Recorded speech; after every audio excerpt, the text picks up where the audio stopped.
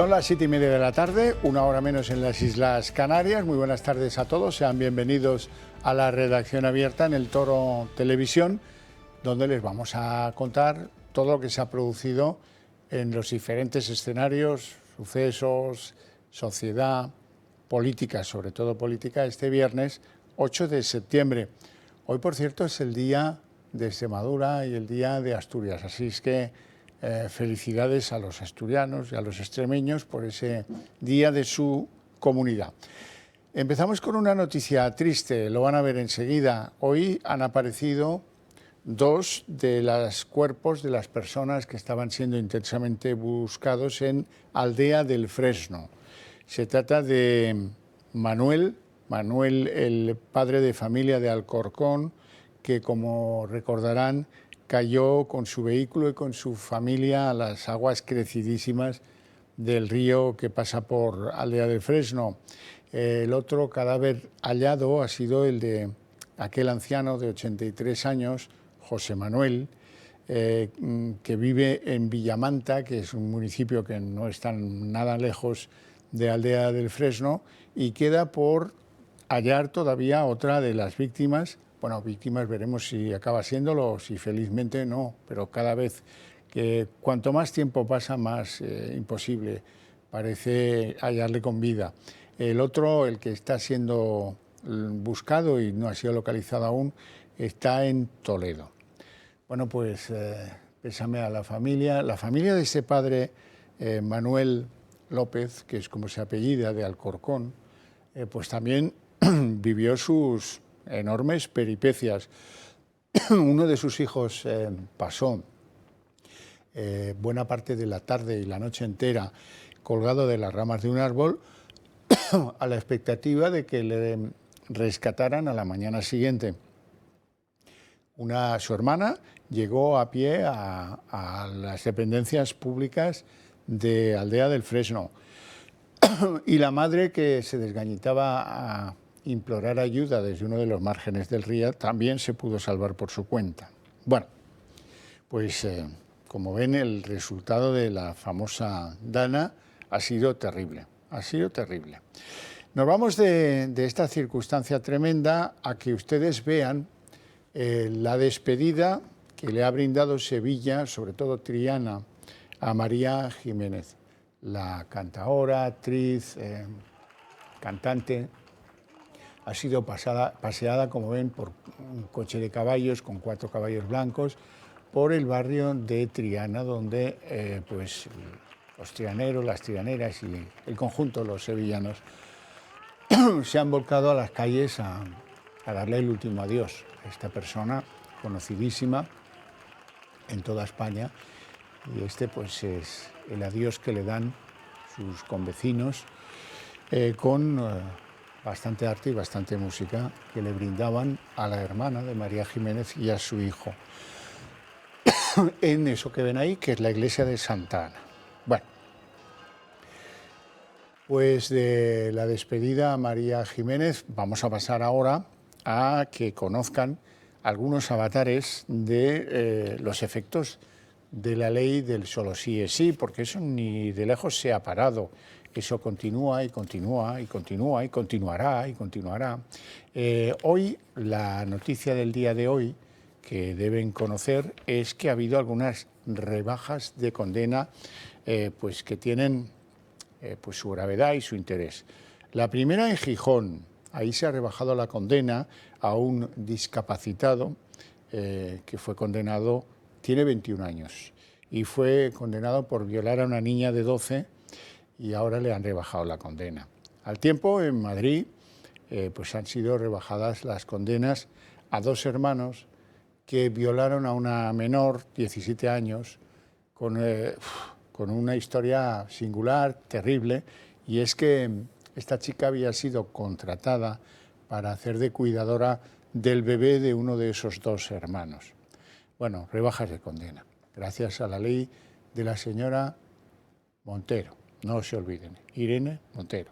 En total llevamos ya 1.159 rebajas de condena y 117 excarcelaciones. La ley del solo sí es sí sigue beneficiando a delincuentes sexuales y sacando a la calle a violadores. El último caso ha tenido lugar en Gijón.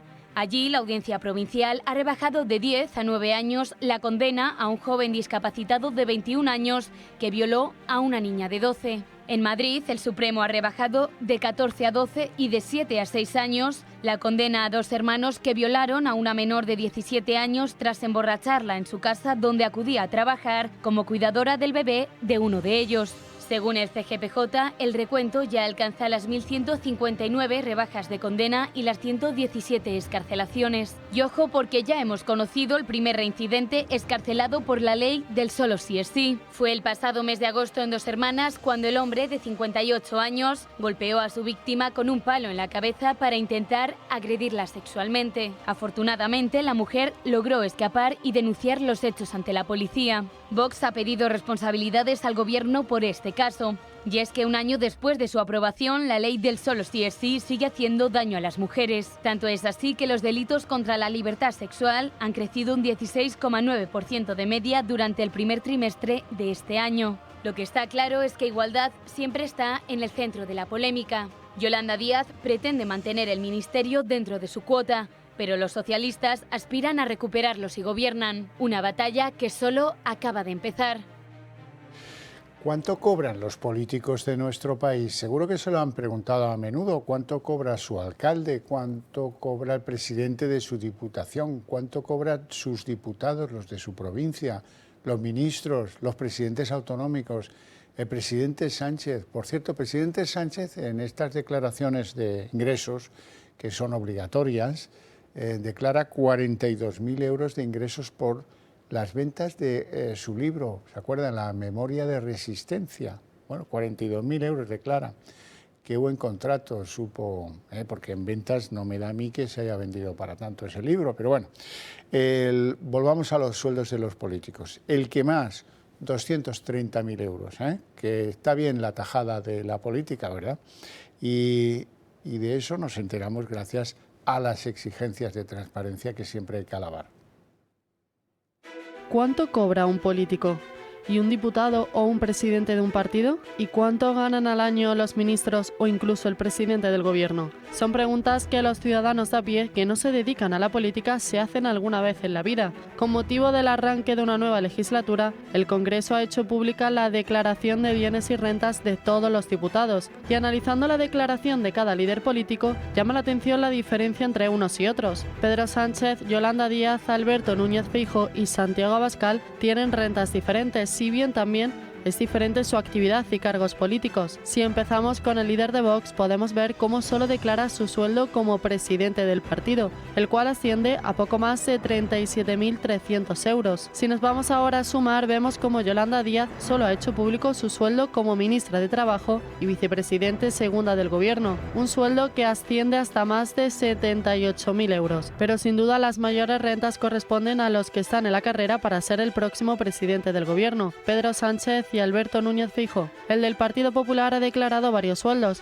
uno como presidente de la Xunta de Galicia, otro como diputado del Parlamento gallego, otro como líder de su partido y un último como senador. Sumando todo, la cifra asciende a 94.566 euros. Por último, tenemos a Pedro Sánchez, que ha revelado su sueldo como presidente del Gobierno. 87.814 euros cobra por estar al frente del Ejecutivo. Sin embargo, esto no es lo único que hay que destacar, porque Sánchez se embolsa 42.000 euros por derechos de autor de su libro Manual de Resistencia. Unos sueldos de nuestros políticos que distan mucho de la realidad económica de la mayoría de las familias españolas.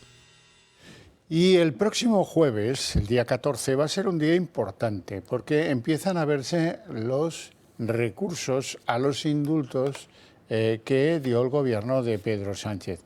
No a todos los indultos, ojo con esto porque seguramente los que no lo hayan seguido con mucho interés les habrá perdido que el Supremo descartó recursos a determinados indultos interpuestos por el PP, por Vox o por Ciudadanos, alegando que no tenían la condición de legitimidad necesaria para presentarlos.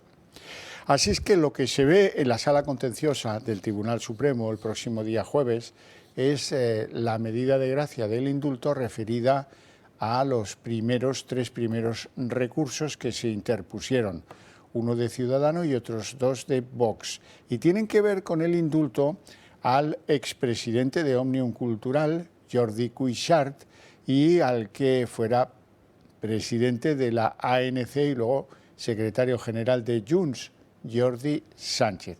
Así es que estamos muy expectantes para ver qué termina decidiendo el Tribunal Supremo sobre si esos indultos procedían o no.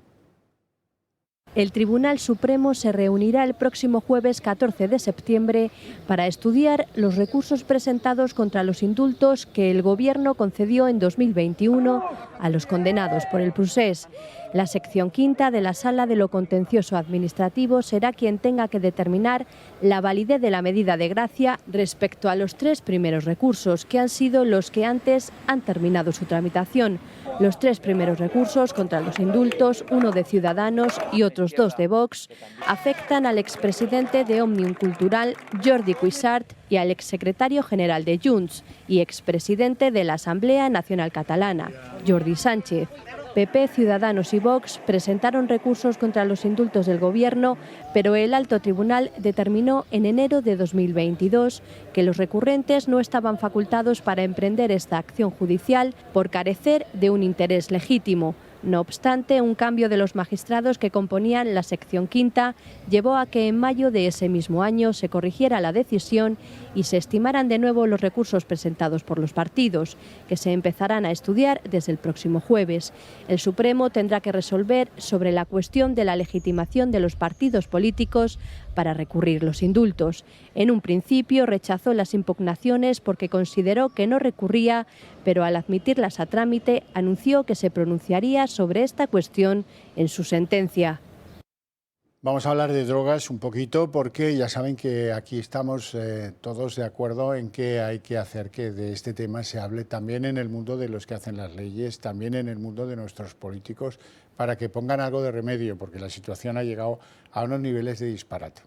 Vamos a ver imágenes de dos poblaciones de Tarragona, en la que una es el Vendrell y la otra la Bisbal del Penedès, donde se han levantado pues una barbaridad de cultivos de plantas para producir y luego vender droga.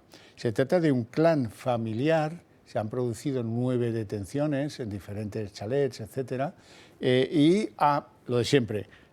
¿Saben lo que han incautado? Pues vehículos de alta gama, alguna que otra embarcación, mucho dinero en efectivo y armas. Siempre van juntos, ¿eh? Esto es típico de quien tiene que proteger la plantación de las drogas, en fin, y que producían marihuana, que se me ha olvidado decirlo. Y también hacían algo de trabajillos en materia de criptomonedas, seguramente pues invirtiendo en ellas los beneficios del negocio de la marihuana en este clan familiar. Bueno, y de la droga, que esto es un continuo, ya lo sé, pero bueno, es que una de las pocas maneras que tenemos los de a pie de hacer que las cosas cambien es contarlas. En mi caso, contarlas, y en el suyo, interiorizarlas y saber cómo va su país en esta materia. No lo del avestruz, de esconder la cabeza bajo la arena y no hablar del tema porque es incómodo y porque no sabemos qué decir o no sabemos cómo resolverlo. Solo conseguiremos que se pongan a la resolución del problema si hablamos de él. Y vamos a hacerlo, claro que sí que lo vamos a hacer, pues nos faltaría más. Hoy, y ahora les hablo del tema del verano, pico de Rubiales. Ayer les contábamos aquí que Jenny Hermoso, la jugadora de la selección femenina de fútbol, había decidido presentar una querella contra Rubiales por un posible delito de agresión sexual. Digo posible porque hay juristas muy acreditados, tienen dudas de si eso fue un delito de agresión sexual. La Fiscalía, que trabaja más fino de lo que pueda trabajar, digamos, los abogados de la jugadora, la Fiscalía ha decidido presentar a su vez una querella contra Rubiales, no solo por agresión sexual contra la jugadora, tienen que seguirle pues lo que la jugadora haya reivindicado en los tribunales, sino además por un delito de coacciones. Agarrarla con sus manos por los lados de la cara, parece que se interpreta en Fiscalía como una coacción. Bueno, veremos qué da de sí todo esto, todo este tema tan contaminado del pico de Rubiales y las consecuencias posteriores. Bien, dejamos el caso Rubiales, pero no dejamos el fútbol, porque verán, resulta que en un tribunal de Estados Unidos se han entregado datos que al parecer prueban que para la celebración del Mundial de Qatar del año 22, tanto Tebas como Villar y el árbitro Sánchez Arminio pudieron haber recibido algunos fondos. La revista estadounidense Tablet publica una denuncia en la que anuncia o expone extractos bancarios de una cuenta del Qatar National Bank en la que parece ser que estos tres dirigentes del fútbol español, repito, Tebas, Villar y Sánchez Arminio, podrían haber recibido un total de hasta 11 millones de euros. Bueno, así van las cosas. Y luego, por cierto, les tengo que hablar del famoso caso de la inversión de Saudi Telecom sobre Telefónica. Tengo dos declaraciones que quiero que escuchen porque son muy relevantes. De un lado, la ministra de Defensa, que es la aludida porque uno de los asuntos por los que esta inversión se podía reducir o incluso prohibir es que Telefónica tiene contratos con el Ministerio de Defensa. Es muy prudente y solamente dice que habrá que estar muy atentos a las condiciones que presenta la operación de los saudíes.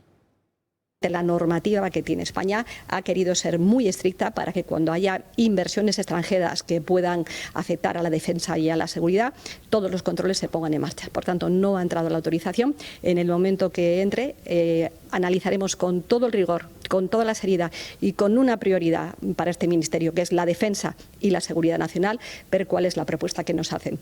En todo caso, la prioridad para nosotros como Ministerio de Defensa es que la seguridad, la defensa nacional estén siempre absolutamente protegidas y eso es lo que vamos a estudiar. Esto es todo prudencia si se compara con lo dicho hoy mismo por Yolanda Díaz, que está por prohibir la operación. No podemos consentir que esta operación continúe. Así se lo he hecho llegar a la vicepresidenta económica del Gobierno en funciones y así lo voy a defender. Insisto, nos queda mucho por hacer en materia industrial. Todos los países reglan y normativizan estas situaciones.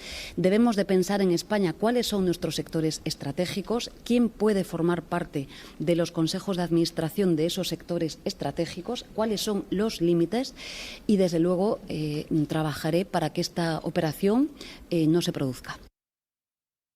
Pues ya ven, está perfectamente normativizado, señora vicepresidenta, y la competencia sobre quién debe y no formar parte del Consejo de Administración. ¿Sabe qué le digo? Que depende de lo que decida los accionistas de estas empresas, no el gobierno del país donde la empresa se ubica. Otra cosa es que se descarte una inversión por imprudente o porque ponga en riesgo problemas de la estrategia en términos de defensa o cualquier otro de España. Pero esto no es verdad que hay normas, no estamos en la intemperie como parece dibujar esta señora que se va enterando de las cosas por primera vez en su vida ahora y se le nota mucho. La del deque, se han dado cuenta del deque, ¿verdad? Yo también. Bueno, hablemos del Club de Amigos, sobre todo lo primero, les pido que consideren mandarnos un SMS para apoyarnos, simplemente para apoyarnos, para tener una televisión que les cuente las cosas como son, y que no les hable del asesinato de Tailandia o de lo del pico durante un mes, del pico de Rubiales, quiero decir, el pico no es el Mulhacén. Bien, si quieren apoyarnos, pues es muy fácil, mandan un SMS al 28088 y eso ya les digo que les va a costar muy poca cosa, 1,20 €. Y con eso nosotros pues seguiremos adelante y si es posible nos reforzaremos y lo podremos hacer mejor.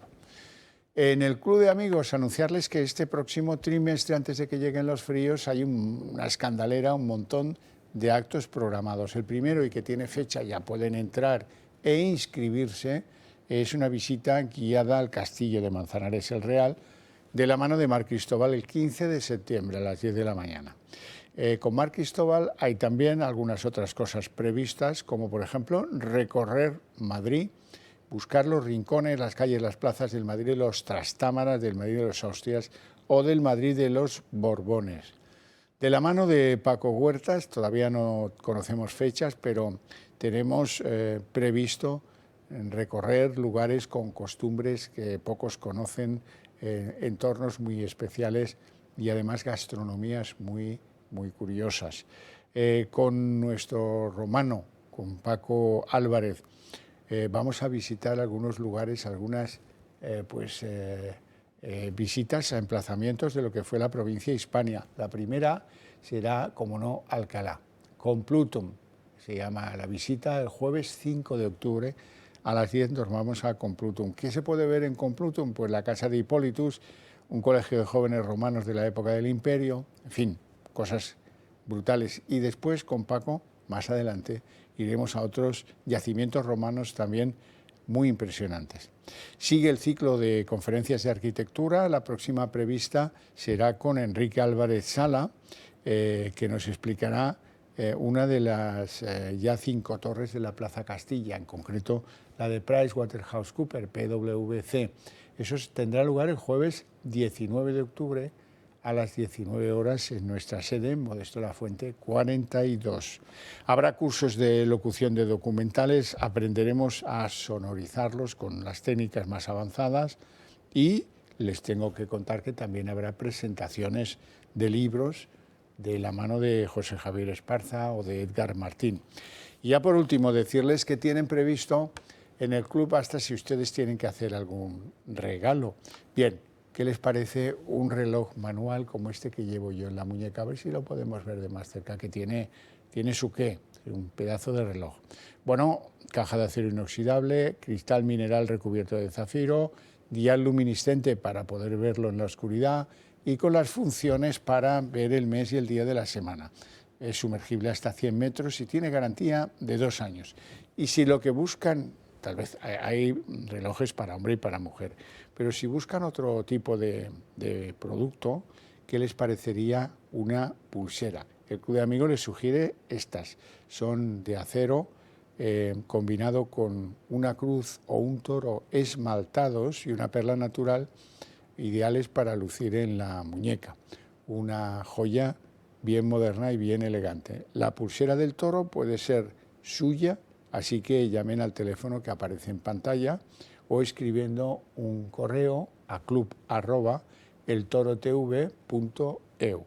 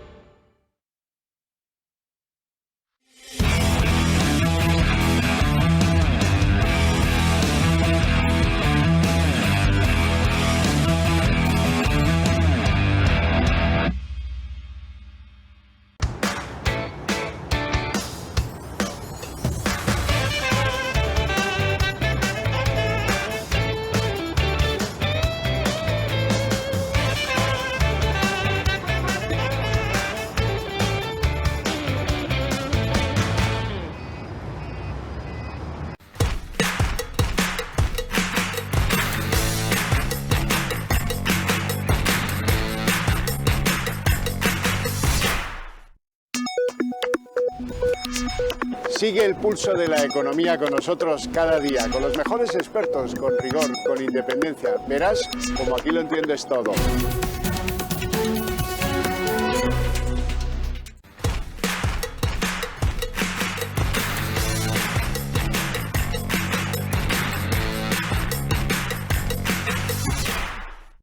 ¿Qué tal? Bienvenidos a En Dos Continentes. Todo lo que no se cuenta sobre Estados Unidos, lo que no se sabe en Canadá, en Europa y en todo lo que les rodea. Todo lo que sucede de verdad, sin pelos en la lengua, sin miedo y sin censura. En Dos Continentes.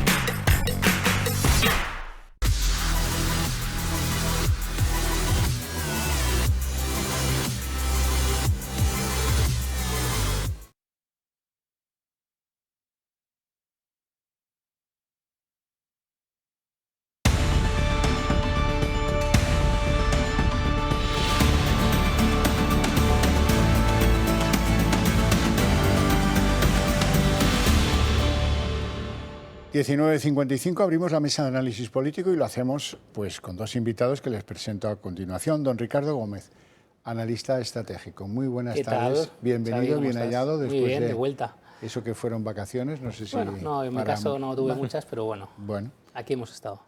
Don Jorge Sanz, ¿qué tal, muy Xavi? buenas tardes también, Buenas tardes. muy bienvenido seas, subdirector del debate. Hacía tiempo que no te veía. Mucho tiempo, sí. Bueno. Soy más habitual del Dando Caña. Bueno, pues nada, oye, encantado de las dos cosas, de tenerte aquí y de verte en el Dando Caña. Seguimos a vueltas con la amnistía. Bueno, hombre, si queréis, pongo la cara B del LP, que es el referéndum de autodeterminación. No sé qué nos puede sentar peor, si una cosa o la otra. Yo creo que es más grave lo del referéndum que lo de la amnistía, pero bueno, en cualquier caso... Y por eso lo dejan para el final también. Tiene su tela, lo admito, tiene su tela.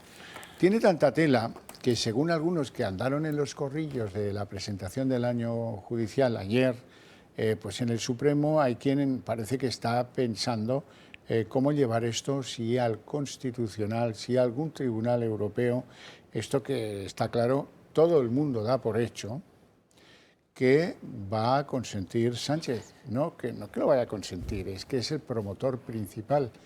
La amnistía le va mejor a Sánchez, que consigue su propósito, que es la investidura, que a Puigdemont, que a lo mejor a última hora hace como la novia indecisa y compuesta, pero no hay boda. En fin, vamos a ver qué baraja el Supremo, qué barajan los jueces de este país, que por cierto en público ayer estuvieron de lo más comedido. Nadie habló del tema de la amnistía, mientras que en los corrillos no se hablaba de otra cosa, típico de la valentía de los jueces en España. Los magistrados del Supremo ya han hablado y aseguran que van a plantear la inconstitucionalidad de una hipotética ley de amnistía ante el propio Constitucional. Miembros de la magistratura aseguran que aprobar una ley para favorecer los intereses de los separatistas puede poner en jaque el Estado de Derecho español. Primero, porque se vulneraría el principio de igualdad de los españoles ante la ley recogido en la Carta Magna del 78. Y segundo, porque dar luz verde a una norma que tiene como fin anular la justicia de una condena llevaría a dar por legítimo el golpe de Estado del 1 de octubre. Es decir, que aplicar este instrumento jurídico daría un trato privilegiado a quienes han atentado contra el orden constitucional, del mismo modo que pondría en tela de juicio el trabajo desarrollado desde noviembre de 2014 por todos los jueces que forman parte del Supremo. En caso de aprobarse una ley de amnistía tal y como exige el fugado Puigdemont, los jueces instructores de causas del proceso, como el juez Pablo Llarena, no podrían hacer otra cosa que aplicar la ley, y eso aunque hubieran elevado ante el Constitucional sus dudas sobre la aplicación de la norma. El problema es que en caso de aplicarse no hay consenso entre los magistrados sobre si este órgano podría paralizar la aplicación del texto. Del mismo modo que si acudiesen a Europa, se desconoce también si la propia justicia europea podría dejar en suspenso la norma. Lo cierto es que la Constitución no recoge el término de amnistía y da vía libre a que el texto pueda ser interpretable. Ha llegado el momento de expresarse, de moverse. No he oído a nadie que convocara a los españoles para mostrar su repulsa a la amnistía o a los planteamientos de Puigdemont. Hay algunos que sospechosamente no hablan y otros que hablan con muy escaso compromiso. Me refiero a Felipe González, a Alfonso Guerra, a Almunia, todos estos del antiguo socialismo socialdemócrata, que, bueno, oye, sí está muy bien que no te parezca bien, que insultes, llames gánster a no sé quién y al otro y tal, pero es mucho más sencillo que eso. Abre la vía a un nuevo PSOE, o date de baja, o monta la parda, o haz algo, y lo mismo vale para todas las instituciones, para el periodismo, también para el periodismo, que los hay que están en el blanqueo de Puigdemont desde que toca, desde que conviene. Tengo a una que ha hecho un mutis por el foro espectacular. Es la ministra de Justicia, Pilar Llop. Pilar Llop tendría que estar hablando todos los días, que para eso es la ministra de Justicia. Sin embargo, está, no se sabe dónde. Por cierto, esta señora hace un mes y un par de semanas, decía que no, que la amnistía no estaba dentro de la Constitución. Y ahora está esperando el momento en el que reaparezca diciendo que sí es buena para la convivencia, adelante con la amnistía, ¿no? Jorge. Es un problema grave, lo comentábamos ahora un poco mientras el vídeo, Es verdad que existe cierto agotamiento ciudadano en torno al tema de la amnistía y la autodeterminación. Hay gente que dice, jolín, con la que está cayendo con el litro de gasolina y con el litro de aceite, ¿por qué os perdéis en estas discusiones jurídicas? Y yo intento hacer pedagogía con ellos diciendo, es que el precio del aceite, el precio de la gasolina es coyuntural, pero los cambios que se están urdiendo son estructurales, son para toda la vida, y los derechos que retroceden, como los impuestos que suben, nunca vuelven. Entonces, es un asunto muy delicado el de la amnistía, y nos van a someter a un ejercicio de martingala importante, porque, en efecto, en una hemeroteca muy reciente se nos ha dicho que no hay cabida, no hay cabida, no hay cabida, y en cuestión de días nos van a decir que en un rapto y en un acto inédito de comprensión lectora, 45 años después, lo que antes de ayer no valía, ahora sí que va a valer. Sí cabe. Entonces, creo que conviene hacer pedagogía y denunciar que no es positivo para este país que la principal fuente de derechos sea el separatismo. Porque en base a las presiones del separatismo se han hecho unos indultos, se ha derogado la sedición, se ha corregido la malversación y ahora quieren meter una amnistía y un referéndum. No conozco ningún país en que, en fin, en todos los países hay cuecenabas y hay partidos que aciertan y que fallan. Pero en ningún país aquellos que se consideran abiertamente partidarios de salirse son los que arman el aparataje jurídico para conseguir hacerlo. Es algo verdaderamente inédito y que conviene denunciar. Sí, sí, es la ley creativa. Antes estaba la contabilidad creativa, ahora está la ley creativa. Ricardo. Fíjate, Xavi, que yo, antes de la intervención del otro día de Puigdemont, creo que fue el martes, no albergaba prácticamente, por no decir ninguna duda, con respecto a la formación de un gobierno entre Sánchez y con el apoyo de Junts, que es fundamental y clave, ¿no? Y más desde el cambio de momento del diputado de Madrid del PSOE al Partido Popular, ¿no? En la provincia de Madrid.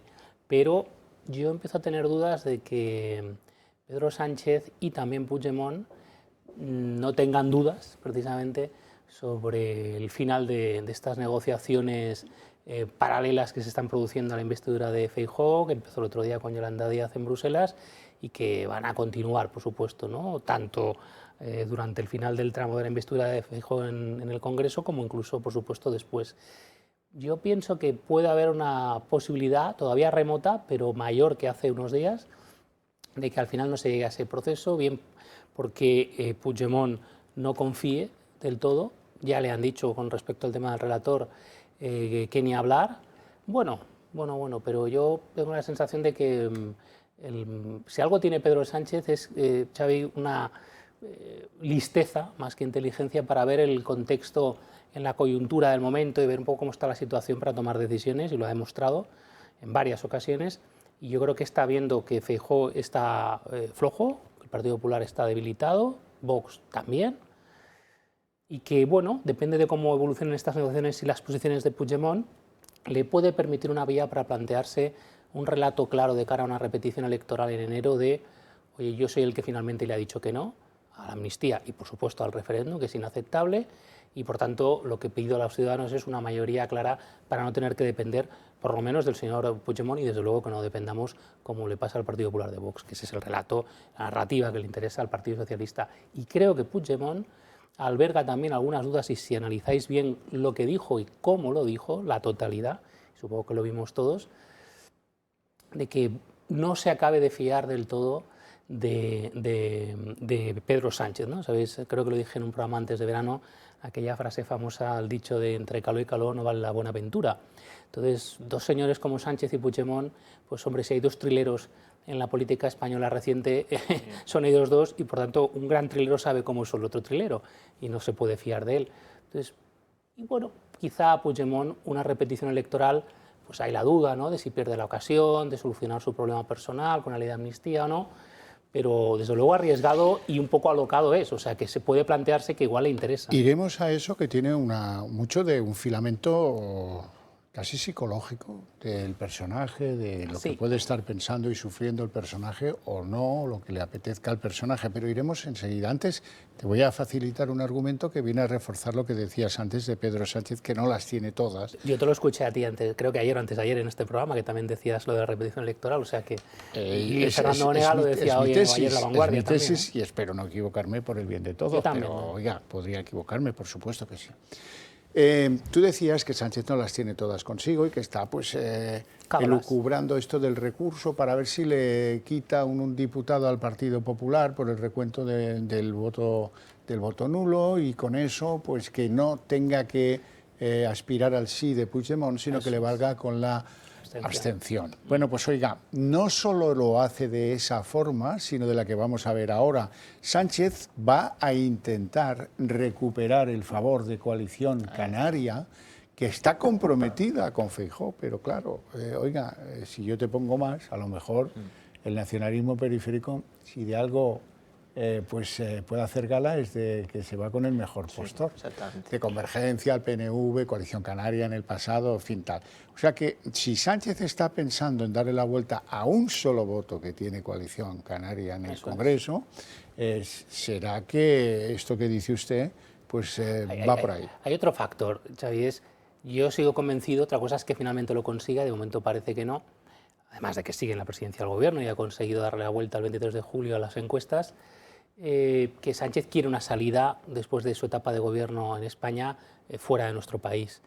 El plantearse con una cuestión no solo en el tema de amnistías, pues luego ya un referéndum ilegal, que yo creo que él mismo ni se lo plantea y él tiene claro que no. En el tema del referéndum, el tema de la amnistía depende.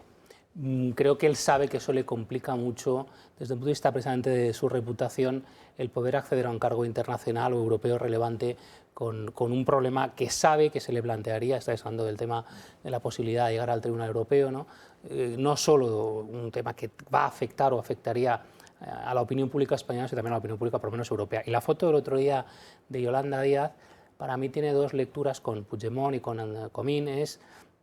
Uno, la envió de adelantada, pero también no quiso y no quiere, y no veréis cómo no se va a hacer la foto con él, ni va a hablar con él directamente ni por teléfono en ningún momento, porque necesita esa salida para construir ese relato, si esa es la opción y el escenario. Y dos, porque en las instituciones europeas se tomó muy buena nota el otro día en Bruselas de esa foto y de lo que significa, y sentó tanto o peor, tan mal o peor de lo que ha sentado en España y en muchos ámbitos de la política y de la judicatura española. Es lo que tiene, que decía aquel, Jorge. Coincido en que el PSOE no las tiene todas consigo en tres hechos demostrables: en que la fecha de investidura de Feijóo se puso pensando en un eventual fracaso de Feijóo y un eventual fracaso de Sánchez que no nos hiciera volver a votar en Navidad. Se nota en el empeño que están poniendo para recuperar el escaño de Madrid, con el único argumento de revisar los votos porque la cosa fue ajustada, que como argumento es bastante pobre, y luego con el tema de Coalición Canaria que publicaba hoy El Confidencial. Coincide en eso, pero discrepo un poco más en el tema de que la abstención sea necesariamente más barata que el sí. Porque al fin y al cabo Puigdemont ve las cosas de forma más totalista, es o Sánchez es presidente o Sánchez no es presidente, no entra en matices de si el voto es amarillo o el voto es verde. Yo creo que a efectos de precio puede ser bastante parecido. Así que no sé por dónde puede ir el asunto, pero yo entiendo que en Moncloa, después del giro que dieron después del 28M y las elecciones autonómicas que perdieron, yo entiendo y contemplo la posibilidad de que ellos mismos también contemplen esa repetición electoral y venderse, como dice bien Ricardo, fingirse de pronto moderado y decir voy a elecciones porque yo he frenado a Puigdemont y todas sus ambiciones. Jorge, la clave es si él acepta el tema de poner en marcha la tramitación parlamentaria de la ley de amnistía y eso le vale a Puigdemont para abstenerse y por tanto no pedirle el voto a favor, que es lo que le está pidiendo ahora, y eso cambia, y con lo de Coalición Canaria tiene ya la investidura, esa jugada a Sánchez le puede servir para tener la investidura y después ya veremos. Yo estoy convencido de que Sánchez no está convencido, voy a volver a hacer como antes la paradoja de la frase, de que apoyando una tramitación parlamentaria después no lo deje tirado, igual que ha dejado tirado a Esquerra Republicana con la mesa de diálogo, y no tramite finalmente o no apruebe finalmente la propia, y el referéndum, que eso está claro que no, sino la propia ley de amnistía. Entonces, la jugada ahí es clara, puede necesitar la abstención y puede llegar a tenerla, y además os aseguro que sabe muy bien que digamos, la artillería mediática del Gobierno y del PSOE claramente machacaría esas baterías en el momento adecuado y lo hará si es necesario, y son baterías potentes, y con esa abstención y el voto a favor de Coalición Canaria, él tiene resuelto eso. Ha empezado a tramitarlo, luego puede inventarse, que desde luego es hábil para inventarse lo que haga falta, que no lo aprueba por no sé qué cosa, pero él en la Moncloa investido. El tema de los presupuestos ya se verá, porque es capaz de pedirle el apoyo en la legislatura al Partido Popular para aprobar presupuestos si es necesario, y si no prorroga, le da igual. Evidentemente prefiere no prorrogarlos, pero si lo tiene que hacer, lo hace. Pero él ya es presidente del gobierno otra vez, que es lo que le interesa. Él sabe que muy probablemente esta es su última legislatura y que lo más normal es que no sea muy larga, que sea corta, pero ya le vale, porque el éxito del 23 de julio, desde su punto de vista personal, hay que reconocerlo, es importante. Eso hay que reconocerlo porque es totalmente inesperado, porque este señor estaba en la calle, ya estaría en la calle, ya no sería presidente del gobierno en estos momentos. Bueno, vamos con el perfil brevemente, perfil psicológico. Hombre, si con todo cariño, me quedo muy corto. Este es un irredento, es un milenarista pues es una singular manera de ver la política que hay en mi tierra, como lo es Quim Torra. ¿Qué significa esto? Pues esto significa que el gozo máximo es ver enfangarse al Estado español, que se repitan las elecciones, un éxito descomunal, y entonces para su parroquia electoral, que por cierto va reduciéndose y ahora tiene menos votos que el PP en Cataluña, generales, bueno, pues para esos estos, el sumum, el no va más, que Puigdemont decida todo esto y lo decida haciendo así con el dedo como si fuera el César, ideal, divino, divino. Y sobre todo le diferencia de Esquerra, que es su problema. Su problema es la única política que les interesa, que es la de Cataluña, no la española. La española está ahí como el punching para los boxeadores, para darle y darle y darle. Y ese es el objetivo. Por ejemplo, hablando de irredentos, Quim Torra. Quim Torra trabajaba para una compañía de seguros, estaba obligado a viajar mucho por Europa con su coche. A Suiza. No, bueno, a Suiza mucho, hasta llegar allí y volver.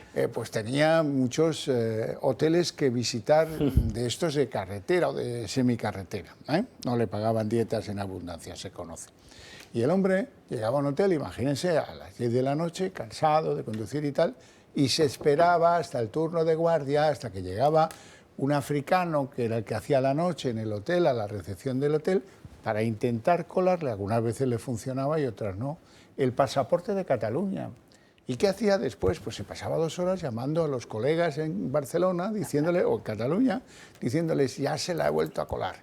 Esto es el irredento del... Y seguramente con un gran desprecio sobre ese empleado y su raza. Por supuesto, pero ya ves tú que más le daba a uno y al otro. Bueno, pues ese es el irredento. Alguien que no responde al estímulo, hombre, pero te dan la amnistía. 3.000 de los tuyos se liberan de este problema. No, no. Si hay que sufrir, se sufre, que para eso soy el irredento. A mí me pone la corona de espinas y me cuelgan la cruz, que eso me viene bien. Electoralmente es cierto, le viene bien eso. Cuidado. Bueno, hoy hay uno más del PSOE que se une a la procesión esta del duelo que encabeza Felipe González y que demuestra la falta de compromiso. El que se une hoy al duelo es Javier Lambane, que fue presidente de Aragón hasta hace 4 días, que ha tomado posesión como senador autonómico. Oye, pues no critiques a Sánchez. Si quieres criticar a Sánchez y decir lo que ha llegado a decir la criatura, que esto le abre un boquete, una vía de agua al sistema democrático, que esto es inviable, que no cabe en la Constitución, pues déjalos colgados y déjalos. No estés en el Senado en nombre de Pedro Sánchez. Hay más, en el Senado, sí, Xavi, en tal Vara que también va el Senado poniendo iba a volver a su puesto de trabajo, Sánchez, ¿verdad? Claro, hay un tal Paje que podía decirle a sus diputados territoriales, pues vosotros no garanticéis que vais a votar favorablemente una ley de amnistía, más bien lo contrario. Vamos a escuchar a Lambán.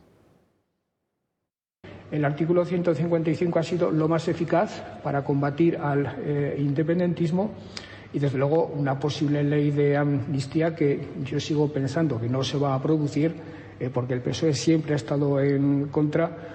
Lo que haría sería abrir una vía de agua en la nave constitucional que podría llevarla directamente a pique. Pero falta valentía, pues encabeza tú mismo una cosa que amenace con extinguir del actual PSOE un PSOE más digno que lo que plantea Sánchez, ¿no? ¿Cuál es el problema? Ya existía en la transición, El PSOE ya lo hubo, claro que lo hubo. De hecho, el PSOE acumuló tanto en Cataluña como en el resto de España partidos socialdemócratas. Forma parte de la historia natural del PSOE. O sea que no es nada nuevo, pero no, por ahí no van a ir. Esta cofradía de los arrepentidos es un poco cansada porque ni tienen el poder ni tienen mucho margen operativo. Cuando Pedro Sánchez se impone en las primarias, hay una intervención de Adriana Lastra en la que viene a decir es que es nuestro momento y por favor no incordien. Ellos se enfrentaron al aparato en las primarias, al candidato al aparato. Exactamente, vencieron y se sentían legitimados para imponer su modelo de partido y su modelo de país también. Y en eso entraba todo este tipo de entendimientos con partidos separatistas. No se reconocen ni Lambán, ni Felipe González, ni Alfonso Guerra, ya no solo por una cuestión de edad, sino porque yo estoy convencido de que hay muchos diputados rasos del PSOE que no se reconocen porque... lo que no quiere decir que no vayan a votar a favor de todo lo que le digan, por supuesto, pero que no se reconocen porque al final el PSOE actual, la ideología que tiene o el principal leitmotiv es la supervivencia de su presidente. Y la principal ideología o arma de construcción legislativa es sus urgencias ideológicas. Si Pedro Sánchez necesita para aprobar presupuestos o investidura del separatismo catalán, les ofrecerá amnistía o referéndum, o un enjuague, o ya veremos cómo lo llaman. Si depende de Coalición Canaria, pues será capaz de ofrecerles un puente de aquí a Tenerife. Si dependiera de mí y yo le pidiera, por favor, Pedro, un carril bicicleta desde Madrid a Valladolid, cuesta abajo, pues seguramente me lo haría, porque su única ideología y su única arma legislativa es su supervivencia, y mide sus votos y sus decisiones en base a escollos, pequeños, votaciones que van surgiendo, ya sean de investidura, de presupuestos o de leyes grandes. Jorge, por cierto, hoy hemos conocido los ingresos de Pedro Sánchez. ¿Tú crees que el libro Manual de Resistencia puede haberle generado 42.000 euros en derechos de autor? A mí me pareció mucho dinero cuando lo leí. ¿Hay que vender? Porque muchos libros, y recuerdo que fue un libro que desde primera hora circuló mucho por el PDF en teléfonos móviles. Esto la gente lo tiene que saber, que estuvo muy a mano de todo el mundo. A mí me pareció mucho dinero. No sé qué es lo que ha firmado con la editorial, obviamente, que es un contrato privado y ahí no entro, pero a mí me sorprendió. Sí. Supongo que se lo negoció Iván Redondo. Con los políticos se suele firmar libros con prima. Por eso creo que como el tema de la serie hay una prima que no pero podemos trasladar directamente lo que sería normal, ¿no? En la para hacer eso autor, me parece poco, porque lo ha habido antes Bono, Aznar... Para su salario no está mal. Es un complemento, ahora que están de moda, que dicen los medios del PSOE, complementos de Feijóo y de otros políticos del PP. El PSOE también los ha tenido y los tiene de otras formas, y además es normal, ¿no? Porque entiendo que el salario de un presidente de un partido político como el PP o el PSOE, sea o no presidente del gobierno, líder de la oposición en un caso o en otro, pues tiene que estar en una cifra que es superior a la que dice el cargo de presidente del gobierno y la que dice el cargo de presidente del grupo parlamentario en la oposición, ¿no? Pero bueno, no está mal, ¿no? Estaba la serie, todo el pack que movió Iván Redondo en 2018-19, nada más llegar a la Moncloa, pues bueno, le supone unos ingresos que no ha visto desde nadie. Su punto de vista ya están bien. Esa que no ha visto nadie. La serie que no ha visto nadie. Ni creo que la veamos. Bueno, está tan rota la relación entre Partido Popular y PSOE, por mucho que Feijóo se desgañite en ofrecer y una vez más y tal, tiene esa cosa tan extraña de que le gusta oír el eco de su voz y sigue pidiendo un pacto de Estado al PSOE y el PSOE se burla, se requete cachondea, por no decir una palabra bastante fea a estas horas. Que hoy Pilar Alegría, de Alegría lo Justo, que es la portavoz del Partido Socialista, decía lo que ahora vais a ver. Señor Feijóo, lo primero que tiene que hacer es aclararse con su propio partido antes de pedir reuniones a los demás. Por cortesía institucional, aceptamos la reunión en la que propusimos renovar el Consejo General del Poder Judicial antes del 31 de diciembre, sea quien sea el presidente del Gobierno. No hemos recibido respuesta por su parte y sigue dilatando una situación que dura más de 1.700 días. No vamos a reunirnos con un Partido Popular que está en manos de la ultraderecha, como demuestra su otro pacto más que ha alcanzado con Vox en Murcia. Son ustedes los renglones torcidos de la derecha europea. Mientras la CDU alemana cierra la puerta a los ultras, ustedes les ponen la alfombra roja. Y Feijóo con la lucecita como Diógenes buscando socialistas buenos. Bueno, pues nada, Gamarra le ha contestado y tampoco ha sido muy sutil. Lo que hace es rechazar reunirse con una mayoría de españoles que ha votado a Alberto Núñez Feijóo el pasado 23 de julio. Pedro Sánchez parece haber finiquitado al Partido Socialista. No quiere ni hablar con la mitad de los españoles, porque lo que prefiere es echarse en los brazos de un prófugo que le exige la amnistía para poder seguir en el gobierno. No se puede fallar en la palabra clave, Cuca. Si vas al prófugo, el prófugo tiene que ser rotundo. No, llegas ahí mal, pues no engrana la bicicleta y el ciclista se cae. y el que explica fracasa. Tal bueno, cual. ¿esto qué es? Esto no es nada, esto es lo de siempre. A ver, lo de buscar el pacto con el PSOE, yo entiendo el argumento del PSOE cuando dicen si vuestro principal hito de campaña, vuestro principal hit y eslogan de campaña ha sido derogar el sanchismo, ¿por qué venís a nosotros ahora? Yo ese argumento lo comprendo perfectamente.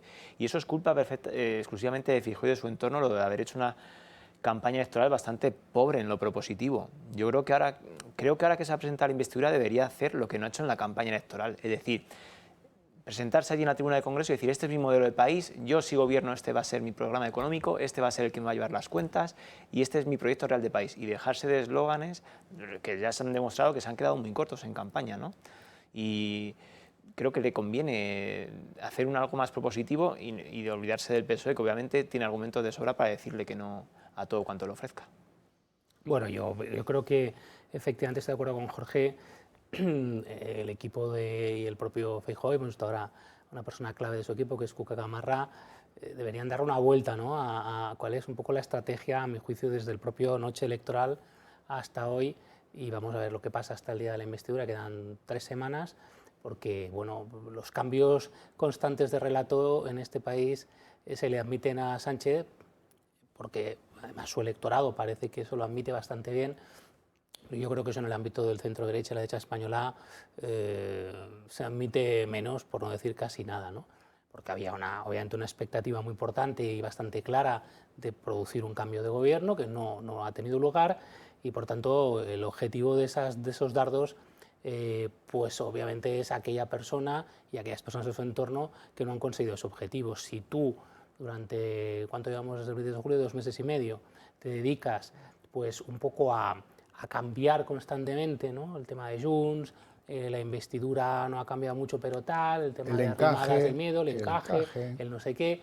Al final, Xavi, lo que acabas produciendo es la sensación de que no tienes liderazgo, que es un tema que algo ya estaba encima de la mesa y eso es peligroso. El Ayuso además obviamente contribuyó a ello, y hemos visto recientemente, excesivamente pronto, hace muy poco, ¿no?, hace un año y poco, ese cambio de liderazgo en la caída de Casado. Por tanto, llueve un poco sobre mojado. Y lo último es el decir, que es un poco lo que decía Jorge del tema propositivo, el decir, oye, lo que se espera del Partido Popular, si necesita o quiere cambiar el gobierno de España y que el Partido Socialista y Sánchez no sigan gobernando, es un planteamiento totalmente diferente. Si tú vas a acabar haciendo, no diría lo mismo que en parte, sino de la misma forma, sobre todo el cómo, más que el qué, pues al final, oye, me quedo con lo que menciona esa. Y por eso decía antes, con respecto a la repetición electoral, que eso Sánchez lo sabe y lo está detectando en las encuestas, no las que publica Tezanos en El País en pleno mes de agosto y en general en los medios de comunicación al hacerla pública, sino la que hacen privadamente, como las que estuvieron haciendo la última semana electoral, que sí que les dieron ya el tracking que le permitía al señor Zapatero decir que va a haber sorpresa, sí, ¿no?, una semana antes, ¿no? Después de una legislatura, eso es bastante claro, ¿no? Después de una legislatura con el delito de sedición, la malversación, los indultos, los errores en economía 100 y 1, la ley del solo sí es sí, tal. El miedo a Vox. Lo que no entiende uno es que haya tanto español que vaya y vote en primera instancia al señor voto Sánchez. Prestado. El miedo a Vox, eso es así. Eso ya lo tenemos muy claro, lo cual no quiere decir que sea un miedo razonable, que sea un miedo comprensible, o comprensible es, ¿no? Pero eso es así. O sea, yo ya con los años y las canas que empiezo a tener ya, pues lo que primero analizo son los datos y luego a partir de los datos y los hechos vienen las opiniones. El hecho es que el Partido Socialista en Cataluña, decías antes lo del PP, tuvo 400.000 votos prestados, tiene de Junts, de Esquerra y probablemente de la CUP también. Tiene voto prestado en el País Vasco porque quedó muy por delante del Partido Nacionalista Vasco, sorprendentemente, y desde luego de Bildu, y por tanto ese voto no llegó porque pensaran que el señor Sánchez era muy bueno como gestor. No tenemos tiempo para más, lo tenemos que dejar aquí con mi agradecimiento a ustedes todos por su visita y por sus opiniones sobre todo, y a ustedes por su interés desde sus hogares, pero para ustedes, al salir de la publicidad a mano derecha, empieza el día en 30 minutos.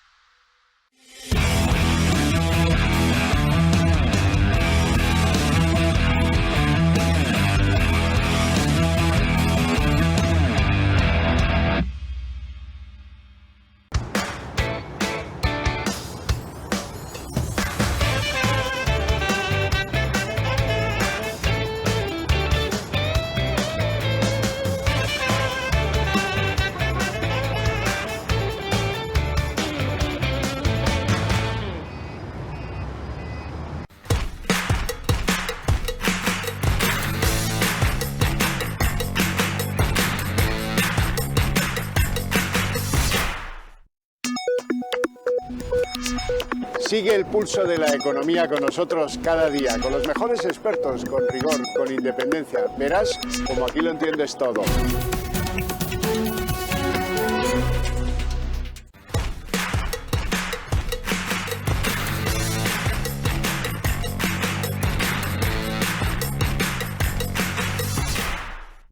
¿Qué tal? Bienvenidos a En Dos Continentes. Todo lo que no se cuenta sobre Estados Unidos, lo que no se sabe en Canadá, en Europa y en todo lo que les rodea. Todo lo que sucede de verdad, sin pelos en la lengua, sin miedo y sin censura, en Dos Continentes.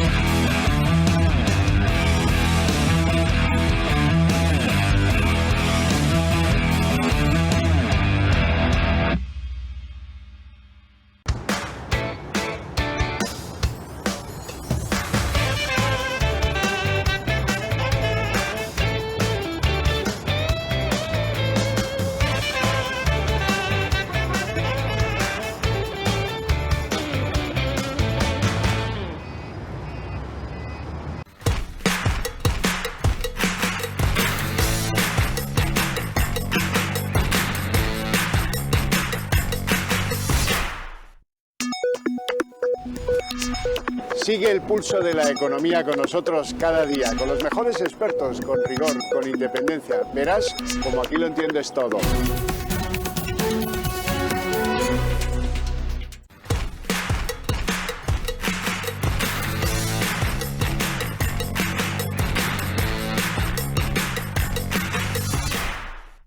¿Qué tal? Bienvenidos a En Dos Continentes. Todo lo que no se cuenta sobre Estados Unidos, lo que no se sabe en Canadá, en Europa y en todo lo que les rodea. Todo lo que sucede de verdad, sin pelos en la lengua, sin miedo y sin censura, en Dos Continentes.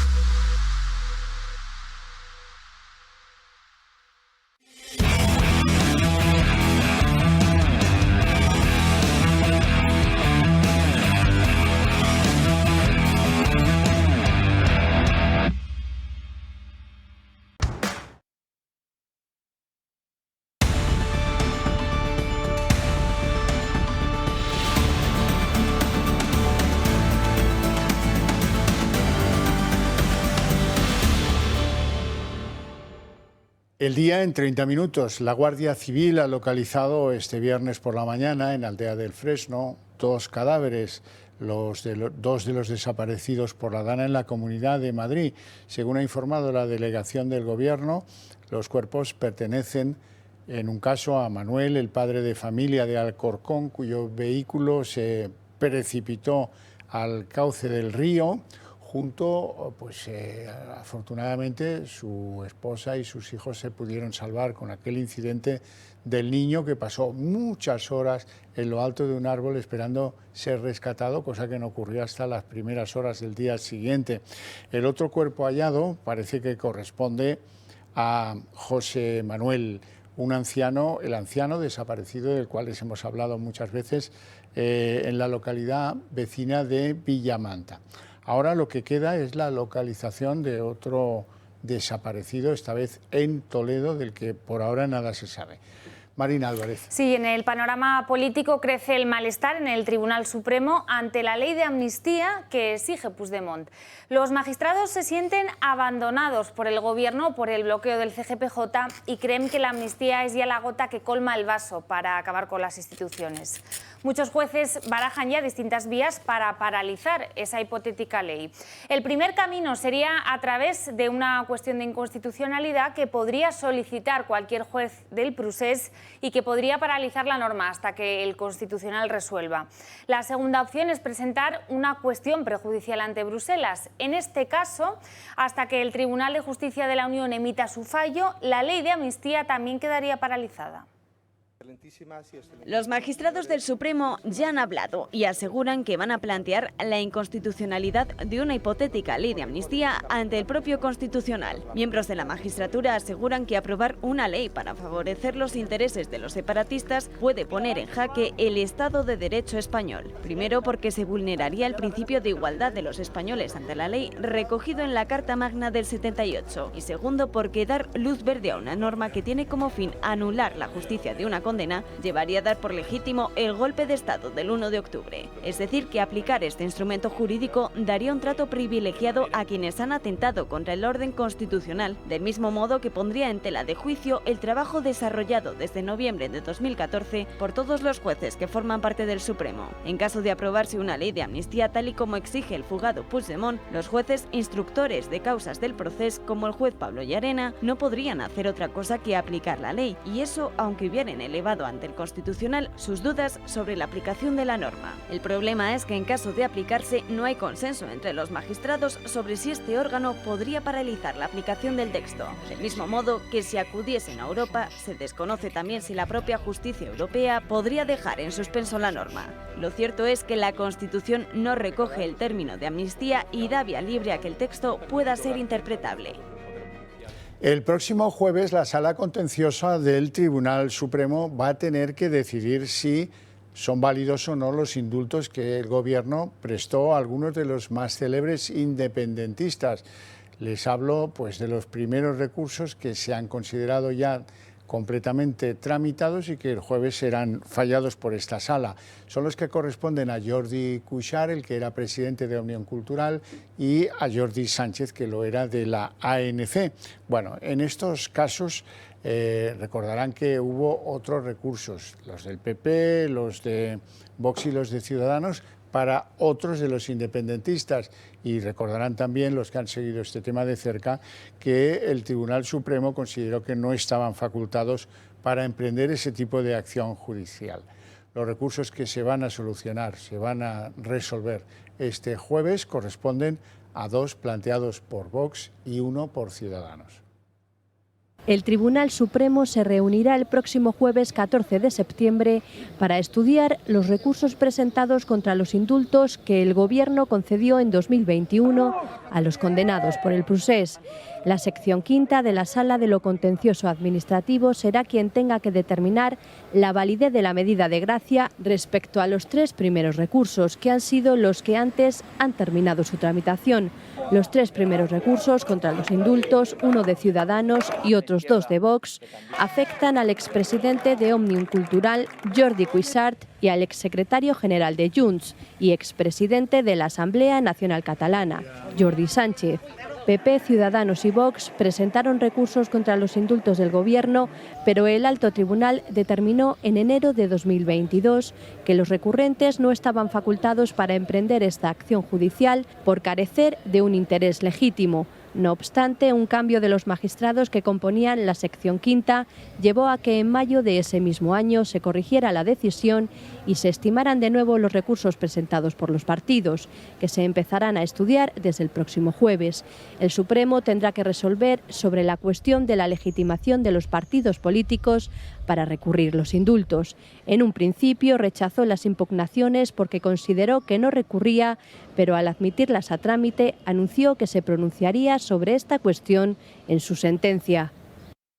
Y hoy Javier Lamán se ha sumado a esa lista de varones que no ven con buenos ojos conceder la amnistía a Puigdemont. El expresidente de Aragón asegura que la medida no cabe en la Constitución y que introduciría a los españoles en una senda muy peligrosa. A juicio de Lamán, que hoy ha sido elegido como senador autonómico, lo más eficaz que se ha hecho para apaciguar el independentismo ha sido aplicar el 155. El artículo 155 ha sido lo más eficaz para combatir al independentismo y, desde luego, una posible ley de amnistía que yo sigo pensando que no se va a producir porque el PSOE siempre ha estado en contra.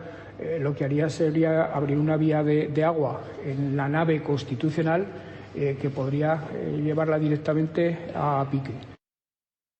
Aunque en el Gobierno ahora se ha impuesto el silencio, hasta 11 ministros rechazaron de forma rotunda la amnistía, empezando por el propio Sánchez. En una entrevista hace menos de un año, el entonces presidente del Gobierno aseguraba que nunca aceptaría esa petición de borrar el pasado. También primeros espadas como Carmen Calvo, María Jesús Montero o Ábalos condenaron abiertamente la medida y algunos, ojo, como Félix Bolaños y como Pilar Llop, instaron hace solo 2 meses, en julio, a Puigdemont a que rindiera cuentas cuanto antes con la justicia española. Hoy además el exministro y el secretario general del PSOE, Joaquín Almunia, ha agrandado la grieta dentro de las filas socialistas. El excomisario de la Unión Europea cree que no hay condiciones para la amnistía y pide la rectificación política a Puigdemont. ¿La amnistía cabe o no cabe en la Constitución? Pues mire, no lo sé. Eso lo decidirá en su caso, en su día, en el futuro el Tribunal Constitucional. El problema político es si, desde el punto de vista del interés general, hay condiciones para una amnistía. Yo creo que, de momento, por lo que se ve, se escucha y se oye, no hay condiciones para una amnistía.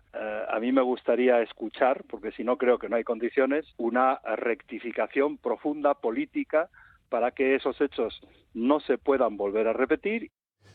En Moncloa hay muchos que piensan que hay que intentar darle la vuelta al voto, al único voto que tiene Coalición Canaria en el Congreso, a pesar de que tengan ya establecido su compromiso con el apoyo a Feijóo. ¿Qué quiere conseguir Moncloa? Pues que, aunque solo sea ganar un escaño, eso podría suplir un fracaso en la reclamación de volver a recontar el voto útil, reclamación que está en manos del Tribunal Constitucional. Es decir, que por este mecanismo, el de Coalición Canaria, tal vez conseguirían que Puigdemont solo tuviera que abstenerse, aunque lo del recuento de los votos fuera, como les digo, un fracaso. Además, hoy Pilar Alegría, la portavoz del PSOE, acusaba a Feijóo de estar secuestrado por la ultraderecha y ha llegado a decir que, miren, con ustedes no queremos reuniones porque han incumplido la renovación del Consejo General del Poder Judicial. Señor Feijóo, lo primero que tiene que hacer es aclararse. Aclararse con su propio partido antes de pedir reuniones a los demás. Por cortesía institucional, aceptamos la reunión en la que propusimos renovar el Consejo General del Poder Judicial antes del 31 de diciembre, sea quien sea el presidente del Gobierno. No hemos recibido respuesta por su parte. No vamos a reunirnos con un Partido Popular que está en manos de la ultraderecha. Y la propuesta de Feijóo de dar encaje a Cataluña ha abierto un nuevo melón en el Partido Popular sobre su posicionamiento ante el problema independentista. Varones y dirigentes populares creen que airear su voluntad de reunirse con Junts les ha perjudicado y piden a su líder menos ambigüedad y más propuestas concretas sobre el problema territorial. El plan de Feijóo para Cataluña preocupa y ahora varones y dirigentes del partido le piden que explique en qué consiste su encaje territorial para la región. Feijóo todavía no ha desgranado cuál es ese proyecto que tiene en mente para poner una solución definitiva al conflicto. Y lo único que asegura es que su modelo pasa por la reorientación del Senado para que allí los presidentes aborden sus leyes autonómicas. Ya en el pasado los populares pretendieron la creación de un libro blanco para combatir al separatismo y recuperar el Estado y los valores democráticos en Cataluña. Algo así como un frente al programa 2000 de Pujol. El resultado, un auténtico fracaso. En el PP creen que el encaje al que Feijóo ahora mismo se está refiriendo ya está dentro de la Constitución y que lo único que hace falta es fortalecer el sistema territorial más que reformarlo. En los pasados comicios del 23 de julio, nadie en Génova ha negado que Cataluña fuese, así como la Comunidad Valenciana, una pieza clave para sus intereses. El plan de Feijóo se basaba entonces en 4 puntos capitales: reforzar la presencia del Estado en la comunidad a través través de la figura del rey y los eventos deportivos, aportar más dinero a las entidades consideradas constitucionalistas ubicadas dentro de la región, recuperar también la señera y la simbología para que dejara de ser excluyente e incorporar a un ministro catalán en un hipotético gobierno del PP si Núñez Feijóo lograra ser presidente. El Partido Popular tiene un problema con los independentistas catalanes. Distinto es hablar de la sociedad catalana. De hecho, el PP fue más votado que Junts en las últimas generales allí. Lo históricamente absurdo del PP, como también en algunos casos del PSOE, han sido las concesiones, sea en materia de IRPF, en cortarle el cuello a los políticos incómodos del PP en Cataluña, o sea, aquello de hablar catalán en la intimidad del mismísimo Aznar. El PP no acierta con eso de pasar la mano por el lomo a la burguesía catalana, el Conde de Godó, el Cercle d'Economía, ya saben ustedes de qué hablo. Esto no es cuestión de enviar a la marilistilla de turno a Barcelona para que luego la engañe Junqueras clamorosamente. Por cierto, en una boda de estirpe pepera, a solo 2 días del referéndum, don Mariano Rajoy Brey se fumaba un puro y tranquilizaba a los presentes diciéndoles: tranquilos, sé que no va a haber referéndum. Luego tuvo que esconderse detrás de la barba. Se invocaba un conocimiento del lugar que luego resultaba que los del PP no tenían, no controlaban. Una de las peores cosas en la vida y en la vida política es querer quedar bien a toda costa y no aplicar la lógica antigua de que vale más ponerse una vez colorado que 100 amarillo. A los males históricos del Partido Popular en Cataluña hay que añadir los recientes, los que trae su nuevo líder, Alberto Núñez Feijóo. Va de error en error porque maneja conceptos movedizos. Feijóo, cuando presidía la Xunta de Galicia, pretendía que Galicia y Cataluña son comunidades que se pueden entender mejor que otras porque hay concomitancias entre el galleguismo y el nacionalismo catalán, que son como primos hermanos. Luego Feijóo se arrimó al árbol de la nacionalidad catalana, de la plurinacionalidad española. De ahí proviene eso de prometer la concordia a Cataluña, que fue lo último que fue a contar al Círculo de Economía, y olvidarse de prometer que la ley iba a ser el único árbitro de la convivencia en Cataluña y en cualquier otro lugar de nuestra democracia. De ahí hemos pasado a esto del encaje, que fue, por cierto, un invento de la era de Rajoy y que ahora Feijóo utiliza achacándose a los independentistas. No entienden que para los independentistas los del PP son represores desde el año 17 y desde antes, y que si acaso en tiempos de Pujol eran unos pagafantas y que no se enteran de lo obvio. Puigdemont y Junqueras quieren precisamente lo contrario, el desencaje de España. Y además crece la preocupación en el Gobierno por esa operación saudí en Telefónica y las consecuencias económicas que puede tener un posible conflicto para empresas como Renfe, Adif o Indra. Hoy la ministra de Defensa, Margarita Robles, ha asegurado que estudiarán con rigor la petición de entrar en la estratégica española y ha rechazado estar condicionada por la entrega de 5 corbetas de Navantia. El contrato del que no hay noticias 10 meses después tiene un valor nada más y nada menos que 2.000 millones de euros. La normativa que tiene España ha querido ser muy estricta para que cuando haya inversiones extranjeras que puedan afectar a la defensa y a la seguridad, todos los controles se pongan en marcha. Por tanto, no ha entrado la autorización. En el momento que entre, analizaremos con todo el rigor, con toda la seriedad y con una prioridad para este Ministerio, que es la defensa y la seguridad nacional, ver cuál es la propuesta que nos hacen. En todo caso, la prioridad para nosotros como Ministerio de Defensa es que la seguridad, la defensa nacional estén siempre absolutamente protegidas y eso es lo que vamos a estudiar. Yolanda Díaz ha sido mucho menos discreta y mucho más agresiva. Está en contra de la operación y la quiere desbaratar. La cosa es que demuestra poco conocimiento del tema y, eso sí, pocas ideas, pero muy fijas. No podemos consentir que esta operación continúe. Así se lo he hecho llegar a la vicepresidenta económica del Gobierno en funciones y así lo voy a defender. Insisto, nos queda mucho por hacer en materia industrial. Todos los países reglan y normativizan estas situaciones.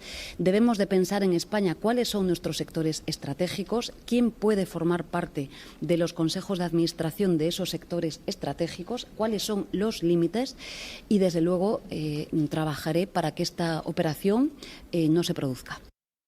Hay novedades en las rebajas de condena a consecuencia de la aplicación de la ley del solo sí es sí de la ministra Irene Montero.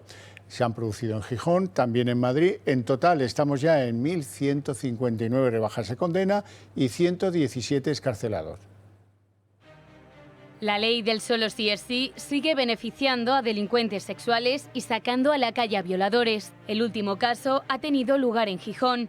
Allí, la Audiencia Provincial ha rebajado de 10 a 9 años la condena a un joven discapacitado de 21 años que violó a una niña de 12. En Madrid, el Supremo ha rebajado de 14 a 12 y de 7 a 6 años la condena a 2 hermanos que violaron a una menor de 17 años tras emborracharla en su casa donde acudía a trabajar como cuidadora del bebé de uno de ellos. Según el CGPJ, el recuento ya alcanza las 1.159 rebajas de condena y las 117 excarcelaciones. Y ojo, porque ya hemos conocido el primer reincidente excarcelado por la ley del solo sí es sí. Fue el pasado mes de agosto en Dos Hermanas cuando el hombre de 58 años golpeó a su víctima con un palo en la cabeza para intentar agredirla sexualmente. Afortunadamente, la mujer logró escapar y denunciar los hechos ante la policía. Vox ha pedido responsabilidades al gobierno por este caso. Y es que un año después de su aprobación, la ley del solo sí es sí sigue haciendo daño a las mujeres. Tanto es así que los delitos contra la libertad sexual han crecido un 16,9% de media durante el primer trimestre de este año. Lo que está claro es que igualdad siempre está en el centro de la polémica. Yolanda Díaz pretende mantener el ministerio dentro de su cuota, pero los socialistas aspiran a recuperarlo si gobiernan, una batalla que solo acaba de empezar. El marido de Isabel Rodríguez, la portavoz del Gobierno en funciones, fichó por Solaria mes y medio después de que ella fuera nombrada como ministra. Su llegada a la energética, cotizada en el IBEX 35, choca con su experiencia profesional previa, que arrancó trabajando como panadero y que le llevó a encadenar hasta 10 trabajos distintos en tan solo unos meses. Solaria está pendiente de una ayuda de 1.625 millones de euros del Ejecutivo. La empresa de energía renovable Solaria fichó a Iván Molinero Camacho, marido de la ministra y portavoz del Gobierno Isabel Rodríguez, tan solo un mes y medio después de que ésta llegara al Consejo de Ministros. Molinero fichó por Solaria en septiembre de 2021, por lo que coincide en el tiempo con el nombramiento de Isabel Rodríguez como ministra de Política Territorial y portavoz del Ejecutivo. La designación de Rodríguez fue el 12 de julio de 2021 y tan solo 51 días después, su marido fue fichado por esta importante energética que cotiza en el IBEX 35. Un ascenso que fue bastante polémico, y es que antes de ser fichado por Solaria, el marido de Rodríguez había encadenado trabajos muy variados de pocos meses de duración, desde panadero o reponedor en una cadena de supermercados hasta comercial de ventas. Ahora trabaja en Solaria como uno de los responsables del departamento que se encarga de preservar la seguridad laboral de los trabajadores. Pero ojo, porque aquí no acaba todo. En estos momentos, el Gobierno está ultimando la adjudicación de una ayuda de 1.625 millones de euros a esta compañía, una cantidad millonaria que proviene de los fondos europeos. Desde Solaria aseguran que no se trata de una petición, sino de una manifestación de interés, y recalcan incluso que la contratación de Molinero no tiene nada que ver con el nombramiento de su mujer como ministra, aunque las fechas hablan por sí solas. Seguro que ustedes se lo han preguntado a menudo, ¿cuánto cobran nuestros políticos? Mi alcalde, mi diputado, mi presidente de la Diputación, aquel ministro, aquel presidente de comunidad autónoma o aquel presidente del Gobierno. Hoy tenemos la oportunidad de conocerlo. Sabemos que el sueldo más alto en nuestro país es de 230.000 euros anuales por parte de un político y que eso es el triple de lo que cobra el presidente del Gobierno. Por cierto, un presidente del Gobierno, Pedro Sánchez, que se ha embolsado 42.000 euros por los derechos de autor de su libro, Manual de Resistencia. Se acordarán todos, ¿verdad? Todo esto es gracias a las nuevas exigencias de transparencia que afortunadamente han llegado a las instituciones. ¿Cuánto cobra un político?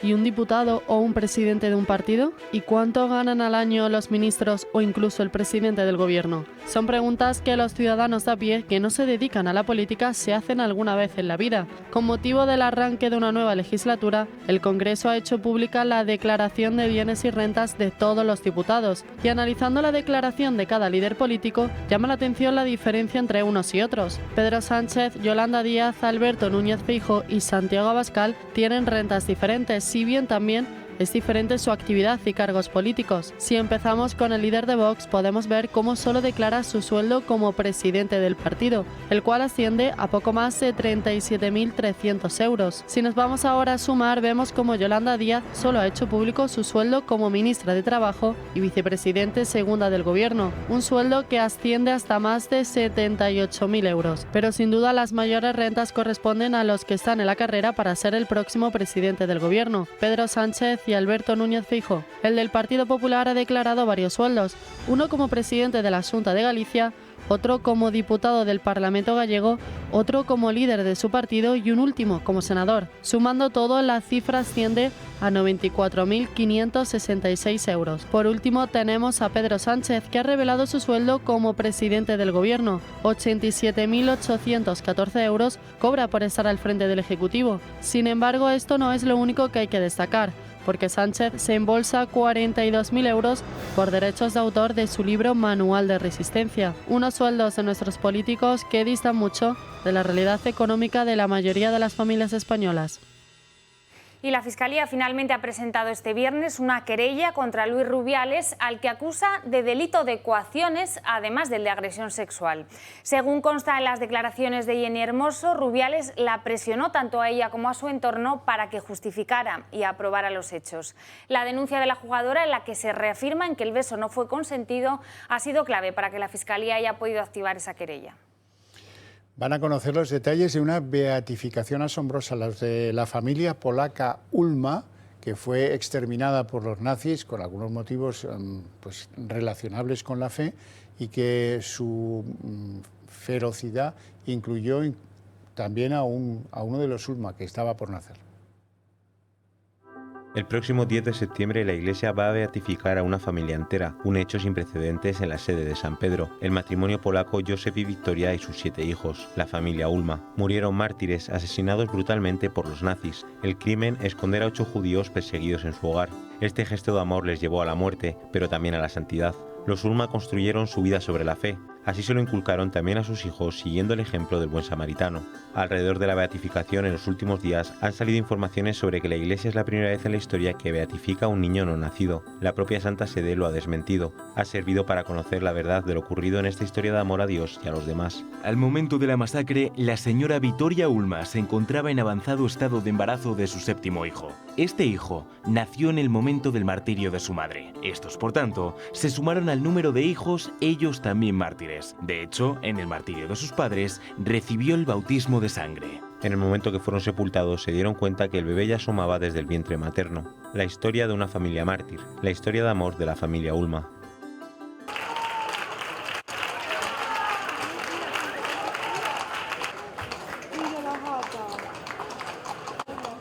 Multitudinaria y emotiva despedida a María Jiménez por las calles del barrio de Triana, en su Sevilla natal. Como ven, en un carruaje tirado por 4 caballos blancos, y luego pues la han llevado a la iglesia de Santa Ana, donde entre cantos, alegrías y guitarras y palmas, Sevilla se volcaba ante la hermana de María Jiménez y su hijo. Y hoy Asturias y Extremadura celebran su fiesta regional en honor a sus patronas, la Virgen de Covadonga y la de Guadalupe. En Extremadura, el Teatro Romano de Mérida ha acogido el tradicional reparto de medallas, y en Asturias ha sido La Viana, la localidad natal de su presidente Adrián Barbón, la encargada de homenajear la Santina. De pueblo en pueblo, corazón a corazón. Bueno, ya es aquí el día en 30 minutos. Les deseamos un feliz fin de semana a todos, sobre todo si deciden que esta sea su señal de televisión preferida. Y el lunes estamos aquí con toda la información a las 9, que descansen.